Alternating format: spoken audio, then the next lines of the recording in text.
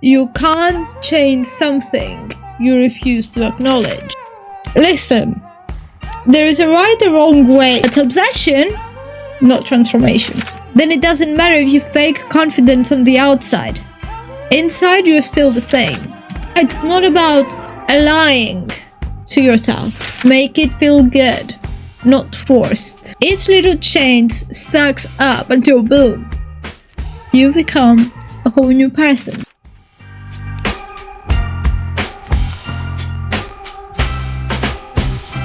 Hey there, magical beings! Welcome to another episode of Magic Manifesting with Mia. I, your favorite spiritual manifestation coach, Mia.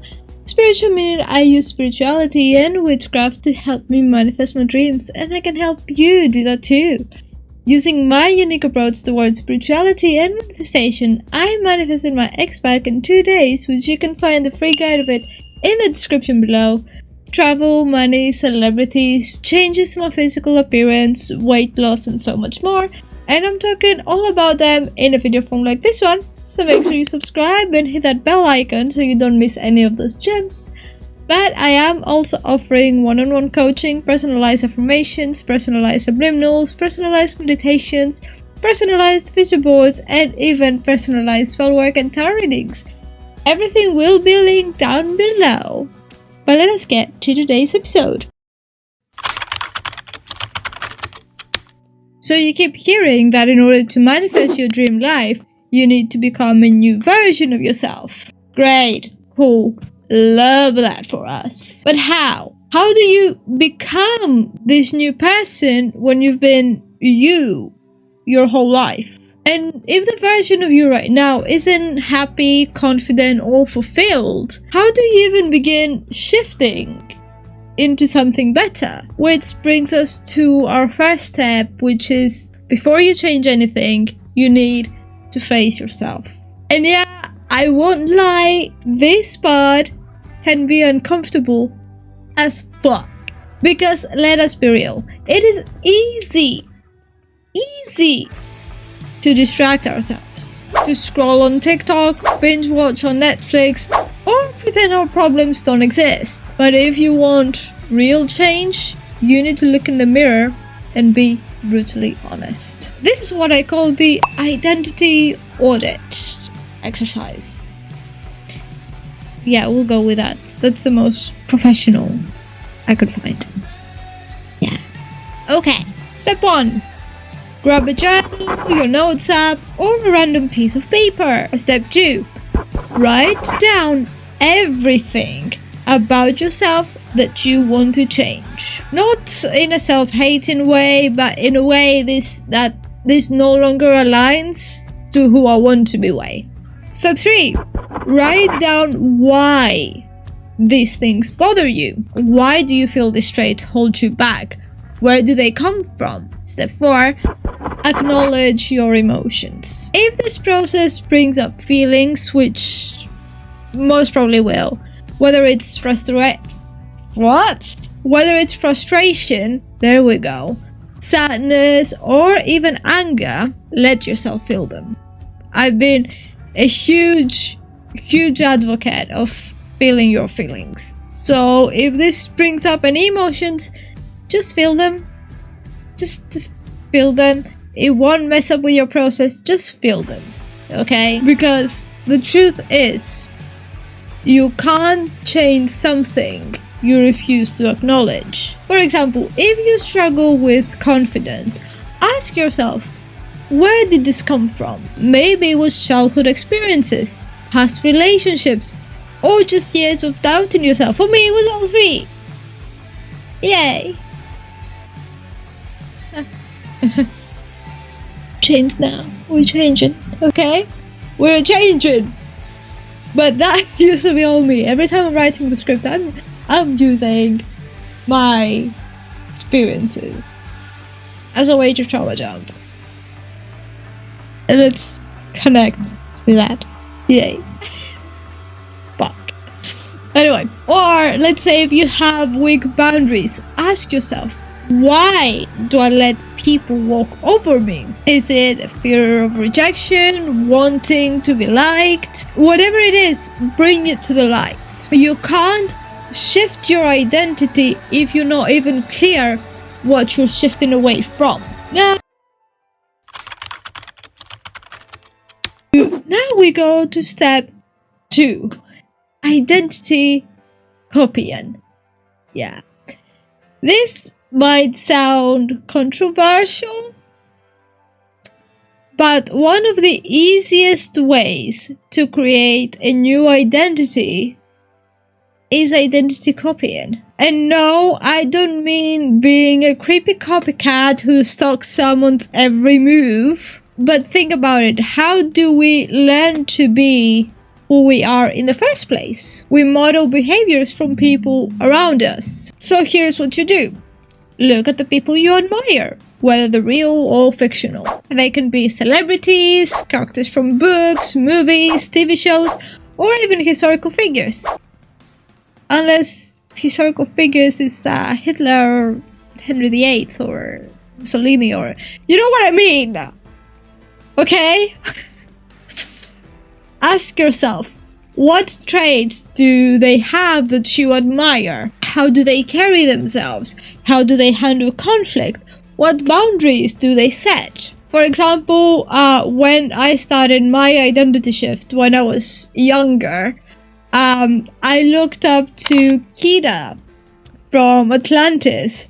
She was strong, confident, and no nonsense. I would also look up to Morgana from Merlin. I watched Merlin before I even watched The Mummy, so that was my first bi awakening. Morgana from Merlin. Mysterious, powerful, and strategic. And Celine from Underworld. Fearless, independent, and badass. Now, through the years, obviously, your identity will shift. You will change as a person. And if you don't change as a person, you're doing something wrong. So, as I grew up, more characters entered the chat. Nesta from A Court of Thorns and Roses, even if you don't fucking like her, she's fierce, unapologetic, and protective. I am a Nesta stan. Watch it. Also Manon from Throne of Glass. She's ruthless, strategic, and such a good leader. And Florence Welch from Florence and the Machine. She's ethereal, creative, and deeply connected to herself. Not just her physical self, but her spiritual self as well. So, when I compared who I was to who I admired, I realized that I was nothing like them. Nothing. I had no boundaries, no confidence, no self-respect. And honestly, it sucked to admit that. It did. But that realization is what pushed me to change. But here is how to not copy someone's identity. AKA the Hailey Bieber rule. Listen, there is a right or wrong way to do this. Because let's be real, there is a healthy admiration and there is a straight up identity theft. We're aiming for admiration and inspiration, not single white femaling your way into someone else's existence. Okay? AKA my ex's girlfriend, who basically copycatted everything that I did, and now even though she's gonna get with him, he's cheating on her, and I've got my Benny, she's got her Justin, so yeah. That's good. And that guy, that Justin guy, X, he's playing a manifestation coach. He's got such a good relationship, yet he's cheating on his girlfriend. Anyway, We want to be inspired by our role models, not become them.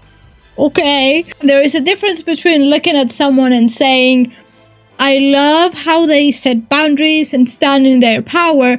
I want to embody that in my own way. Versus, let me dress like them, talk like them, copy their entire personality, and take over their life. You know? Basically, don't be a Hailey Bieber to someone else's Selena Gomez. I know they watch my video, so hi! We're not here carbon copying someone else's whole personality and passing it off as our own. That's obsession, not transformation. The goal is to absorb the traits that resonate with you and make them your own, not to cosplay as another person 24/7. So take inspiration, but stay you. Because the whole point of this is to create your identity, not someone else's. Got that out of the way? Great. Step 3. So, you've identified what you want to change and you found your role models. Now what? You do not just wake up one day and say, I'm a brand new person, and expect it to feel real. Going from shy to ultra confident overnight? Fake as hell.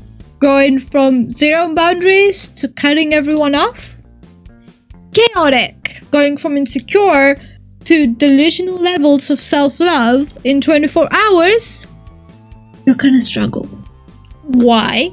Because your brain will reject it. Your subconscious is used to who you have been for years. If you try to flip a switch overnight, it's going to feel unnatural. So instead of forcing a drastic shift, you ease into it. You know, it's a bit like foreplay. You ease into it. I have to make sex jokes. I'm an 11-year-old boy at heart. Come on, let me be. So let's talk about how to make small, sustainable changes. So I want you to look at your admiration list. Your admiration list is the people you've put in the list that you admire, what they have. That's your admiration list. Let's put Florence Welch here, okay? So you pick one trait from the admiration list, the one that is easiest for you to start with, okay? The easiest one to start with, the one that you feel that you could make more easy change in your life. And I want you to practice that one change for 2 weeks minimum. Once it feels comfortable, you can add another trait. You don't leave that trait you already started with, you add on to it. And I want you to keep layering it until it becomes natural. Example, old you. What should we put? Let me think. Okay, I'll put Morgana before she realized she was a witch, and then Morgana after she became a badass. So, Morgana before, that is the old you. Okay? You never said no, you were always a people pleaser. First change. Practice saying no without explaining yourself for 2 weeks. Next change. Start enforcing small boundaries, like asking people to not use your things. Next change. Stand up for yourself in bigger situations. Each little change stacks up until boom, you become a whole new person. Look, identity isn't just about how you act around other people. Your real identity is the way you talk to yourself and about yourself to yourself. Yeah, makes sense. Yeah. If you're walking around saying, I'm not good enough, I'll never change, I'm stuck like this, it doesn't matter. Then it doesn't matter if you fake confidence on the outside. Inside, you're still the same. Rewire your internal identity. Start talking to yourself like you are the person you want to be. Instead of saying, I suck at setting boundaries. Say, I'm learning how to set strong boundaries. Instead of, I'll never be confident. say, every day, I'm stepping into my confidence. It's not about lying to yourself. It's about training your brain to think that in a way that aligns with your new identity. Changing your identity shouldn't feel like another chore on your to-do list. Why did I say that so weird? Changing your identity shouldn't feel like another chore on your to-do list. There we go. Better. Yeah.